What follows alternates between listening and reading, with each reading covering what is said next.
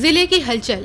आकाशवाणी लखनऊ से प्रस्तुत है जिले की हलचल। आज सुनिए श्रावस्ती और बरेली जिलों की हलचल। पहले सुनते हैं श्रावस्ती जिले की हलचल। आलेख और स्वर है अम्मार रिजवी का।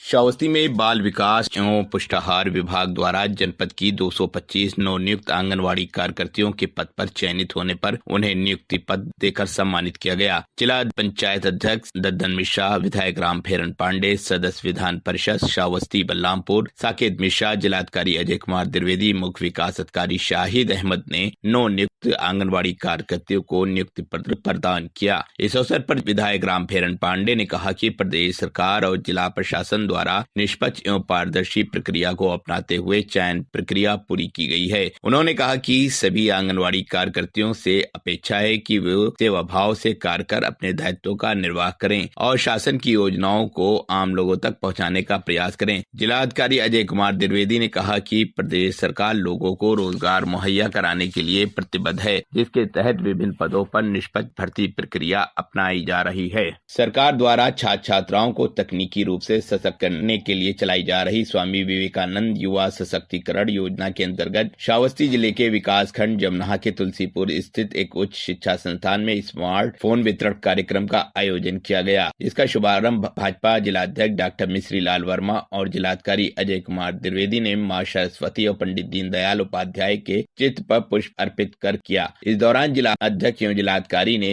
71 छात्र छात्राओं को जिलाध्यक्ष एवं जिलाधिकारी द्वारा स्मार्टफोन वितरित किए गए। इस अवसर पर जिलाध्यक्ष ने कहा कि प्रधानमंत्री और मुख्यमंत्री की मंशा है कि छात्र छात्राओं को आधुनिक शिक्षा के साथ तकनीकी शिक्षा का भी ज्ञान कराया जाए, जिसके लिए विवेकानंद युवा सशक्तिकरण योजना के तहत पढ़ाई कर रहे छात्र छात्राओं को स्मार्टफोन वितरित कर उन्हें तकनीकी रूप से सशक्त किया जा रहा है।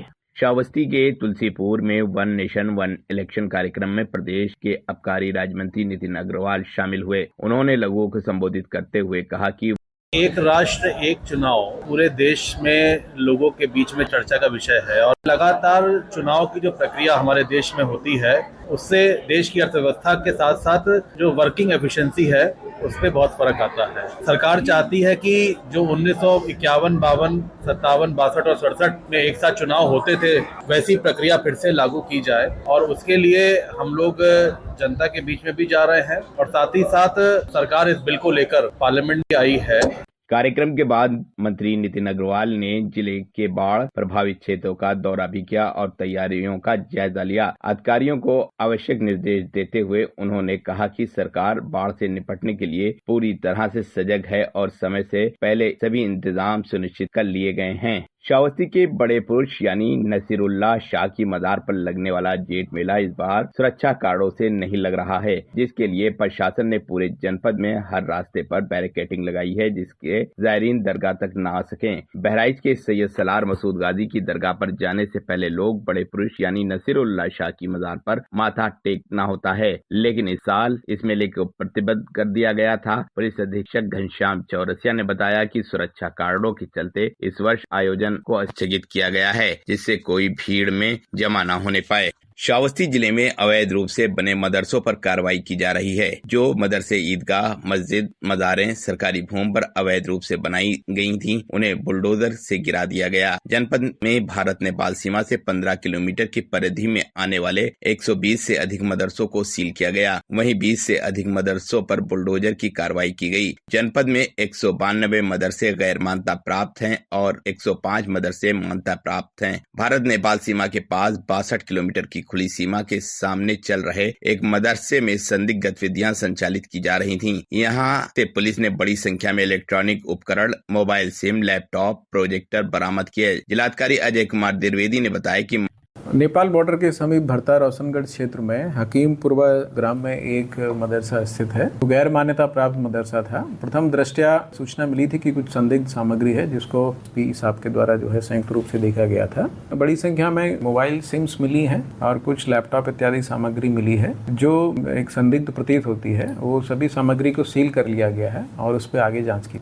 श्रावस्ती के जिलाधिकारी अजय कुमार द्विवेदी ने बताया कि भारत सरकार के नीति आयोग द्वारा संचालित आकांक्षी जनपद कार्यक्रम में जनपद श्रावस्ती ने शिक्षा एवं पुष्टाहार क्षेत्र में देश के टॉप 10 जिलों में प्रथम स्थान प्राप्त किया है। ये सफलता शिक्षा विभाग एवं बाल विकास विभाग सहित समस्त सहयोगी विभाग, विकास भागीदारों और जन सहयोगी प्रभावी समन्वय का परिणाम है। जिलाधिकारी ने कहा कि इस उपलब्धि से प्रेरित होकर और मिलकर जनपद को अग्रम विकास की दिशा और आगे ले जाने के लिए प्रयास करेंगे। श्रावस्ती में वक्फ संशोधित बिल को लेकर मुस्लिम समुदाय को जागरूक करने के लिए जिले के प्रभारी मंत्री नितिन अग्रवाल ने मुस्लिम प्रबुद्ध सम्मेलन में शिरकत की। प्रभारी मंत्री नितिन अग्रवाल ने वक्फ संपत्ति को लेकर कहा कि प्रधानमंत्री नरेंद्र मोदी ने सबका साथ सबका विकास के तहत वक्फ बिल में संशोधन कर सबको एक सामान्य रूप देने का काम किया है। विपक्ष मुस्लिम समुदाय को गुमराह करने की कोशिश कर रहा है। श्रावस्ती जिले की हलचल के बाद आइए सुनते हैं बरेली जिले की हलचल। आलेख और स्वर है नाजिया अंजुम का।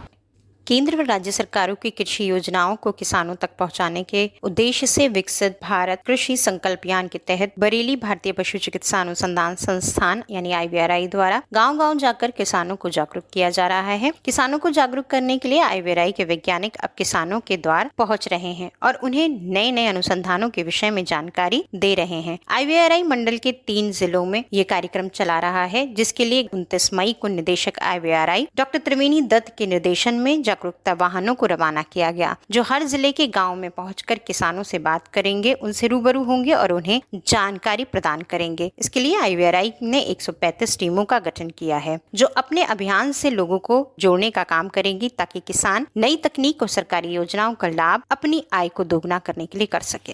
किसान भाइयों की जो आवश्यकता है, वो आवश्यकता भी हमारे वैज्ञानिक बंधुओं से सीधे साझा कर सकते हैं। किसान भाइयों से हम उनकी समस्याओं का समाधान कर सकते हैं और जो हमने किया है वो किसान भाइयों को हम सीधे संवाद करके बता सकते हैं। पूरा अभियान 29 तारीख से लेके 12 तारीख तक का अभियान है। वर्तमान सरकार के हम सभी वैज्ञानिक बंधु आभारी हैं कि उन्होंने इस तरह का मौका हम सभी लोगों को दिया किसान भाइयों के साथ सीधे संवाद करने का।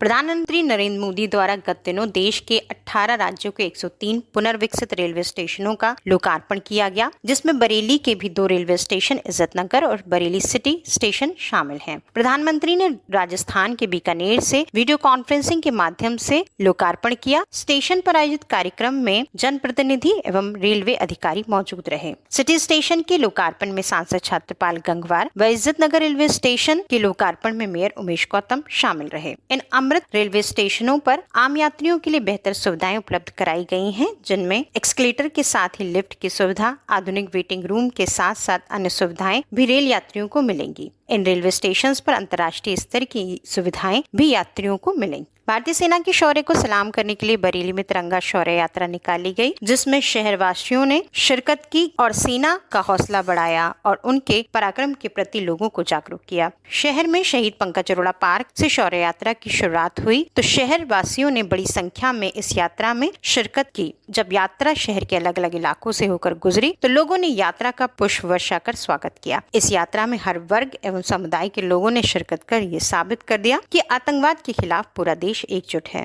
न्याय एवं अधिकारिता मंत्रालय की नमस्ते योजना के तहत बरेली में सीवर एवं सेप्टिक टैंक कर्मियों को पीपी किट, आयुष्मान कार्ड एवं सिलाई मशीन का वितरण किया गया। मंत्रालय द्वारा पीपी किट पाकर सफाई कर्मियों के चेहरे खुशी से खिल उठे। कार्यक्रम में केंद्रीय मंत्री BL वर्मा ने सांकेतिक रूप से बरेली पीलीभीत के सफाई कर्मियों को किट, सिलाई मशीन व आयुष्मान कार्ड वितरित किए। सफाई कर्मियों का कहना है कि ये किट उनके लिए काफी सहायक होगी। अब से पहले जब वो सफाई के लिए गटर में उतरते थे तो उनका दम घुटता था, पर अब इस किट में ऑक्सीजन मास्क काफी सहायक सुविधा है। कार्यक्रम को संबोधित करते हुए केंद्रीय मंत्री ने कहा कि केंद्र सरकार ने हमेशा जमीन से जुड़े लोगों के विषय में सोचा है। देश के पहले ऐसे कोई प्रधानमंत्री हैं जिन्होंने सफाई कर्मियों के पैर धोने का काम किया। विकलांग शब्द को खत्म कर दिव्यांगों को दिव्यांग कहकर बुलाने का काम किया। उन्होंने कहा कि देश का न्याय एवं अधिकारिता मंत्रालय समाज के पिछड़े एवं वंचितों के लिए कई योजनाएं चलाकर उनके कल्याण के लिए काम कर रहा है। ये था आकाशवाणी लखनऊ के क्षेत्रीय समाचार एकांश द्वारा प्रस्तुत जिले की हलचल का आज का अंक।